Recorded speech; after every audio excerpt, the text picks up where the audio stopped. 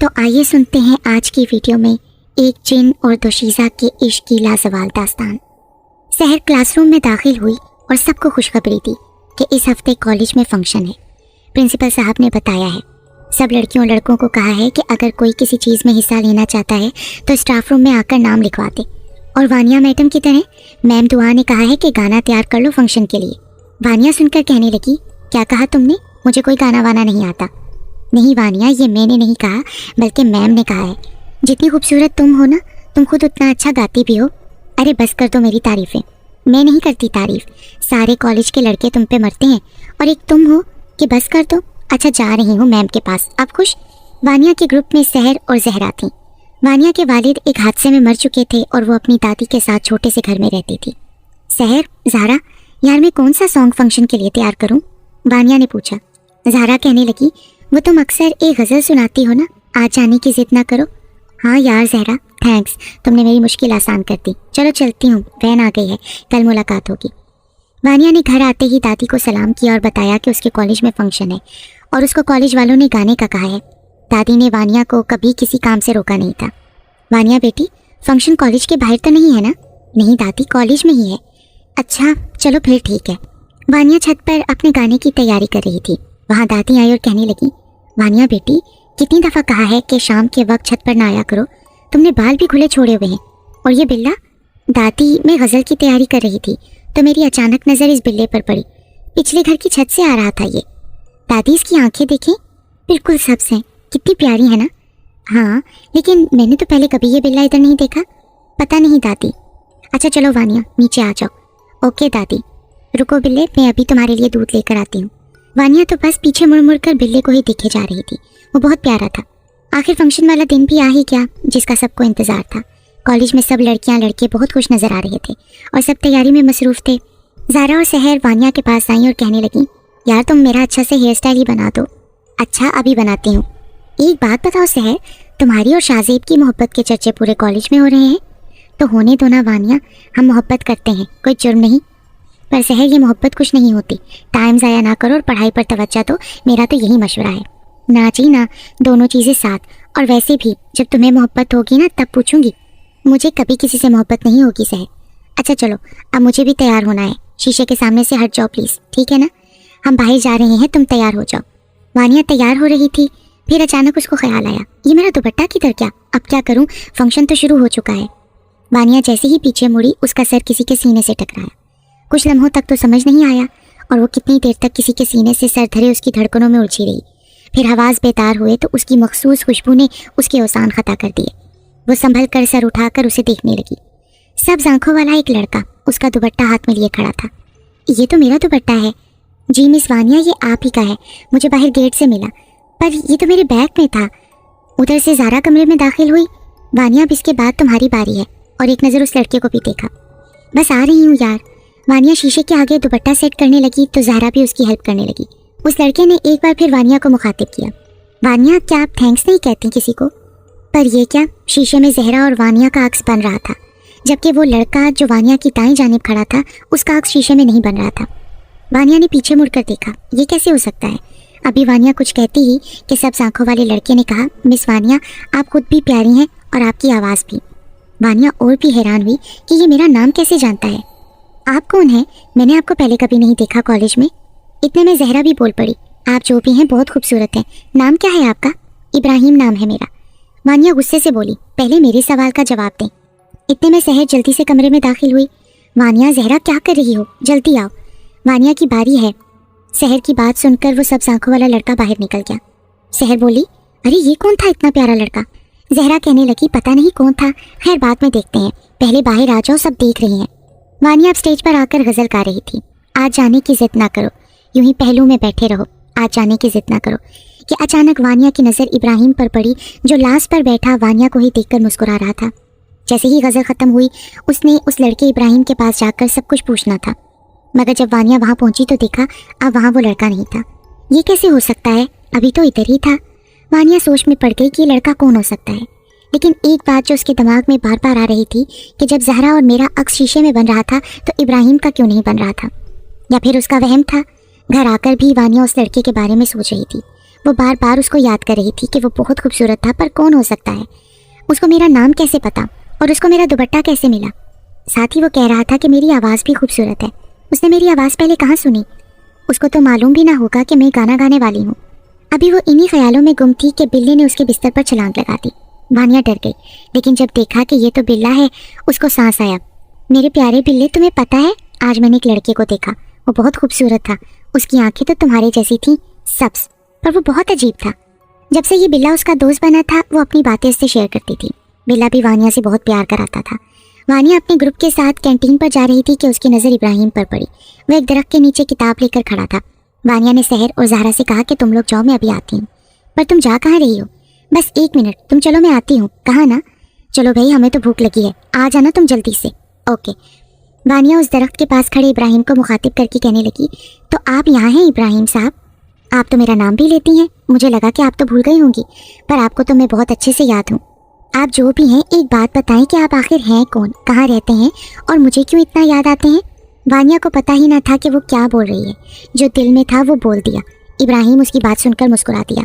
मैं तुम्हारे घर के पीछे रहता हूँ और हमेशा तुम्हारे साथ भी। लेकिन मेरे घर के पीछे तो हवेली है जो बहुत अरसे से खाली है। दादी जान बताती हैं वहाँ जिन भूत रहते हैं। हाँ, तो मैं भी तो जिन ही हूँ। बस करो, मुझे ठीक से बताओ प्लीज़। मैं इस शहर में कुछ दिन पहले ही आया हूँ, बाबा भी साथ है। वानिया, क्या अब हम दोस्त हैं? मैं लड़कों से दोस्ती नहीं करती, लेकिन मैं बाकी लड़कों जैसा नहीं हूँ, वो तो मुझे पता है। वानिया बेसाख्ता बोली। तो बस फिर अब हम दोस्त? पर मेरी दोस्तों को मैं क्या कहूँगी? कुछ भी कह देना, रोज़ इस दरख्त के पीछे आ जाना, मैं इधर ही हाफ टाइम में होता हूँ। वानिया ने अब रोज़ ही दरख्त के नीचे आना शुरू कर दिया। वानिया को इब्राहिम से मोहब्बत हो गई थी। एक दिन इब्राहिम वानिया से कहने लगा, ये देखो मैं तुम्हारे लिए क्या लाया हूँ। ये क्या है? अरे ये तो अंगूठी है, कितनी प्यारी है। तुमसे प्यारी नहीं। तुम्हें पता है वानिया, जब मैंने तुम्हारी आवाज़ सुनी और तुम्हें देखा तो मुझे तुमसे मोहब्बत हो गई थी। वानिया मुस्कुराती। लाओ अपना हाथ तो वानिया, मैं तुम्हें अंगूठी पहनाऊँ।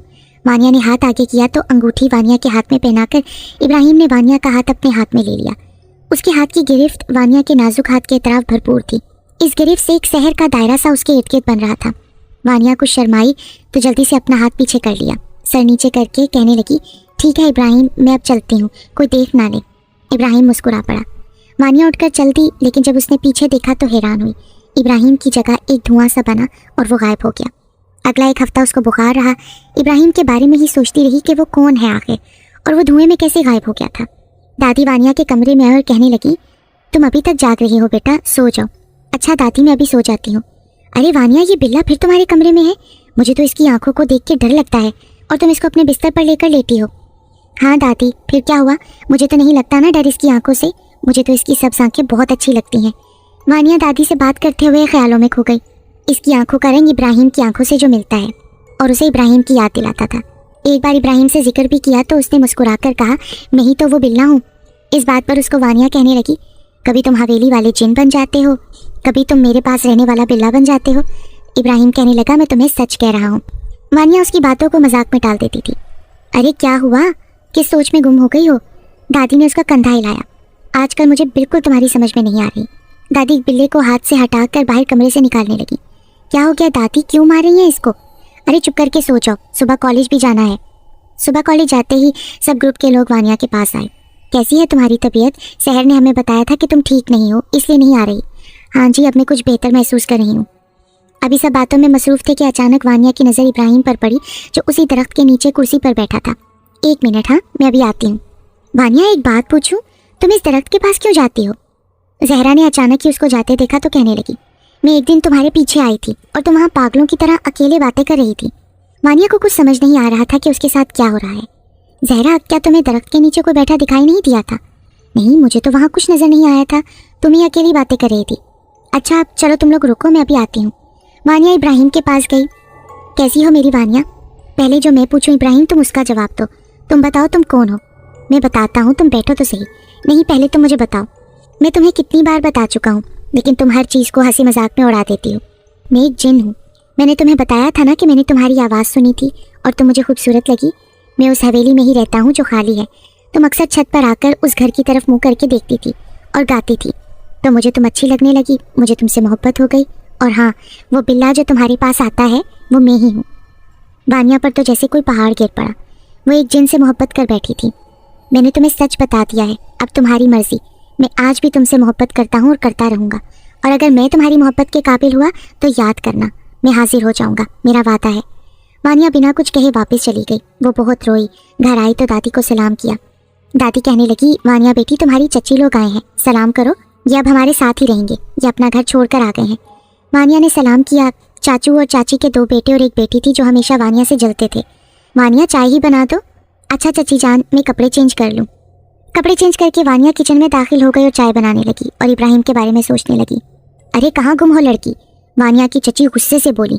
चाय उबल गई है। ओह सॉरी चची जान, मुझे पता ही नहीं चला। अब चाय ले भी आओ जल्दी से। वानिया चाय लेकर आई तो सबको चाय दी। चाचू का छोटा बेटा जो वानिया को हमेशा तंग करता था, वो आज भी वानिया को अजीब सी नज़रों से देख रहा था। वो चाय देकर जल्दी से पीछे हट गई।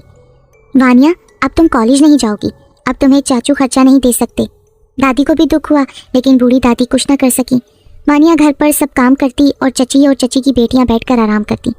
चची ने वानिया को कहा कि तुम ऊपर का कमरा ले लो और दादी भी तुम्हारे साथ ऊपर रहेंगी।